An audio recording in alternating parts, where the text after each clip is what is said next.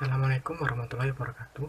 Perkenalkan, nama saya Aldi Rizal dengan NIM H92219039 dari Prodi Matematika UIN Sunan Ampel, Surabaya. Pada kesempatan kali ini, saya akan menjelaskan apa itu fungsi sigma. Nah, berikut video penjelasannya. Fungsi sigma berdasarkan sifat-sifat yang dimiliki bilangan-bilangan bulat, dapat didefinisikan fungsi-fungsi tertentu yang mempunyai peranan tertentu dalam teori bilangan. Fungsi-fungsi khusus tersebut sering disebut fungsi aritmatik. Pada umumnya, fungsi aritmatik didefinisikan atau mempunyai daerah asal pada himpunan semua bilangan positif. Nah, fungsi ini sendiri terdapat beberapa jenis, yakni fungsi tau, fungsi sigma, dan fungsi Euler. Namun kali ini saya hanya akan membahas fungsi sigmanya saja. Nah, ini notasi dari fungsi sigma itu sendiri.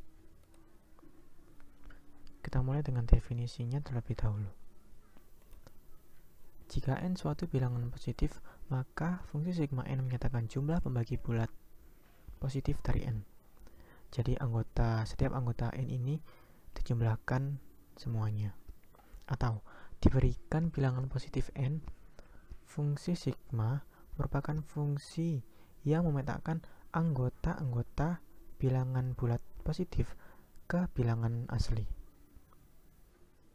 Yang didefinisikan fungsi sigma n adalah jumlahan dari semua pembagi positif n. Contohnya, n sama dengan 1, maka fungsi sigma n sama dengan 1. Karena pembagi bilangan positifnya hanya 1 dan 1 itu sendiri. N sama dengan 2, maka fungsi sigma n sama dengan 3. Karena pembagi bilangan bulat positif dari 2 itu 1 dan 2, maka didapatkan fungsi sigma n sama dengan 1 ditambah 2 sama dengan 3. N sama dengan 3, maka fungsi sigma n sama dengan 4. Karena pembagi bilangan positif 3, yakni 1 dan 3, jika dijumlahkan akan menghasilkan 4. Begitu pula jika n sama dengan 20, maka fungsi sigma n sama dengan 42. Karena pembagi positifnya 20 itu 1, 2, 4, 5, 10, dan 20, maka fungsi sigma n sama dengan 42. Jumlahkan setiap anggota n-nya.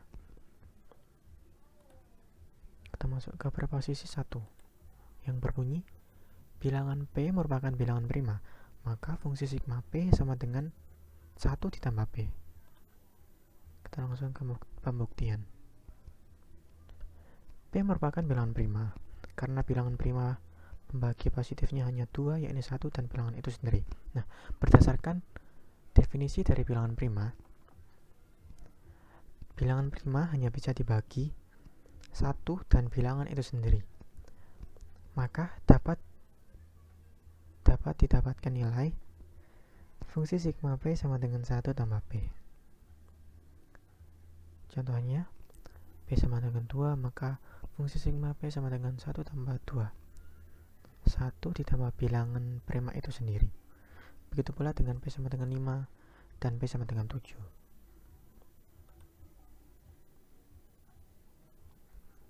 Preposisi 2 yang berbunyi bilangan P merupakan bilangan prima, maka fungsi sigma P kuadrat sama dengan 1 ditambah P ditambah P kuadrat.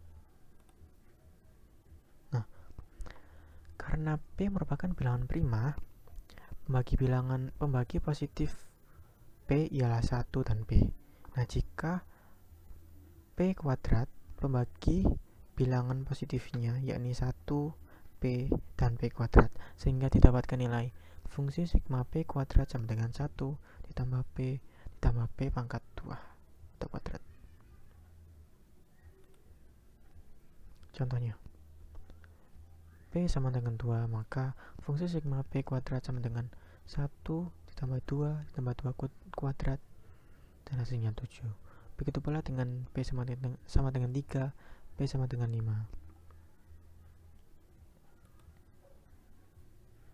Kita masuk ke preposisi 3 yang berbunyi bilangan P merupakan bilangan prima, maka fungsi sigma P pangkat K sama dengan 1 ditambah P ditambah P kuadrat hingga ditambah P pangkat 3 dengan syarat K merupakan bilangan anggota asli. Kita langsung ke pembuktian. Melihat dari preposisi 2 tadi, P pangkat 2 mempunyai bilangan positif pembagi 1, P, dan P kuadrat, sehingga didapatkan nilai fungsi sigma P kuadrat sama dengan 1 ditambah P ditambah P kuadrat. Nah, P pangkat K akan mempunyai bilangan positif pembagi, yakni 1 P, P kuadrat, hingga P pangkat K.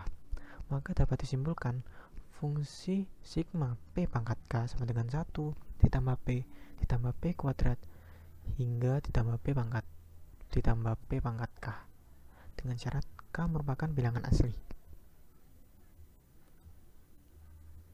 Contohnya, jika P sama dengan 2, fungsi sigma PK sama dengan dan K sama dengan 5.